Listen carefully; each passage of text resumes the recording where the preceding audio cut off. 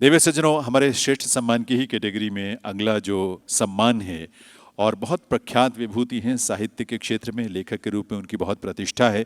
हम सब के बीच में आप पधारे हैं श्री वीरेंद्र पटवारी जी। उन्हें ये सम्मान आज प्रदान किया जा रहा है, श्रेष्ठ सम्मान। और उस सम्मान को प्रदान करने से पहले जानते हम सब हैं, लेकिन एक बार फिर से कुछ देखने में कुछ खुशी महसूस होती है उन उपलब्धियों को जो आप सबके माध्यम से हमको और समाज को मिली है। तो एक छोटी सी फिल्म के जरिए आइए उस यात्रा से रूबरू होते हैं। वीरेंद्र पटवारी जी एक सिविल इंजीनियर और एक कार्यकारी अभियंता के रूप में सेवानिवृत्त स्वर्गीय पंडित प्रेमनाथ पटवारी जी के सबसे बड़े पुत्र हैं और 1965 से उर्दू, कश्मीरी और अंग्रेजी में लघु कथाएं और नाटक लिख रहे हैं।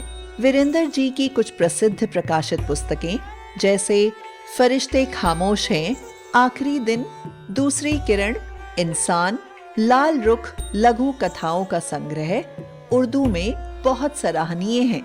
उन्होंने अंग्रेजी में 17 लघु कथाएं लिखी हैं और उनके द्वारा लिखी गई 2 दर्जन से अधिक कश्मीरी लघु कथाएं कश्मीरी पत्रिकाओं में प्रकाशित हो चुकी हैं। इनके द्वारा साहित्य में दिए गए इनके अतुल्य योगदान के लिए हार्मनी इंडिया इन्हें श्रेष्ठ सम्मान के साथ नवाजता है।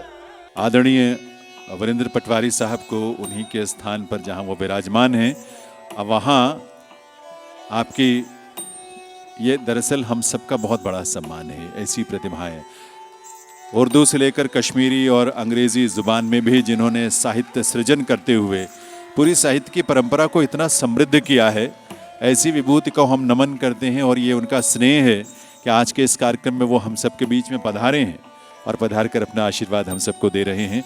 बहुत बहुत आभार इस बात के लिए, हम स्वयं में सम्मानित महसूस कर रहे हैं।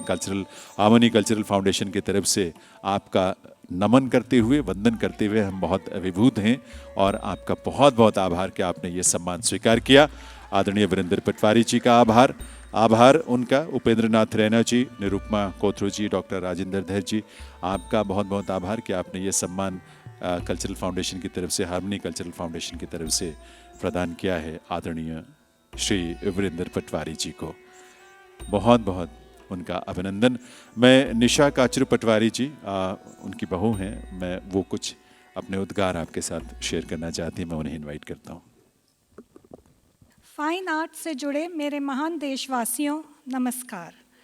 आप सब ने आज मुझे अपनाइयत का एहसास दिलाया है, ऐसे ठिठुर रहे जिस्म को सुहानी आंच से चौंका दिया हो जैसे। और मेरी कलमकारी के कदरदानों ने एक अवार्ड देकर सूख रहे फल देने वाले पेड़ को पानी पिलाया हो जैसे। मैं कई बरस से जिस्मानी तौर पर माजूर हूँ, मगर जहनी तौर पर सेहतमंद तख्लीकार हूँ, जो अपने लैपटॉप की मदद और टेलीविज़न की आलमी नशरियात देखकर कदमों की आहट से, सायरन से, सिसकियों से, कह कहूँ और सरगोशियों से शोर सुनने का आदी हो चुका हूँ।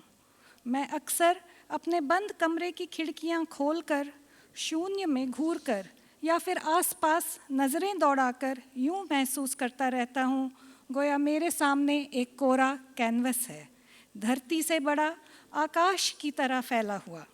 हर तरफ रंग ही रंग बिखरे पड़े हैं, कुछ शोक, कुछ फीके, कुछ लहू की तरह लाल, कुछ अंगारों की तरह चमकीले और कुछ मैले कुचैले बदन की तरह जरद।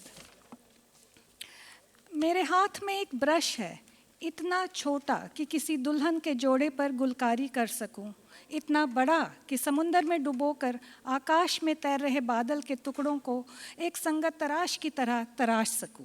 मैं ब्रश के स्ट्रोक्स लगाता रहता हूं और मेरे कैनवस पर उभरी कुछ अच्छी, कुछ बुरी, कुछ दिलकश, कुछ डरावनी, नित नई तस्वीरें जब इस दौर की सच्ची दास्तानें बयां करती हैं, तब मैं तस्वीरों को अल्फाज का लबादा पहनाकर, तहरीरों में बदलकर, पाठकों के लिए छोटी बड़ी कहानियाँ और नज़में, सुनने वालों के लिए रेडियो ड्रामे और देखने वालों के लिए स्टेज और टेलीविज़न प्लेज लिखने का आदी हो चुका हूँ।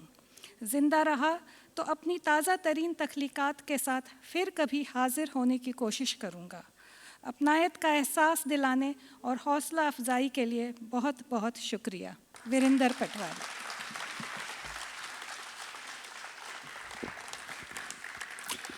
स्वर निशा जी का था, लेकिन जज्बात अल्फाज आदरणीय वीरेंद्र पटवारी जी के, जो सीधे दिल की गहराइयों तक उतरते हैं।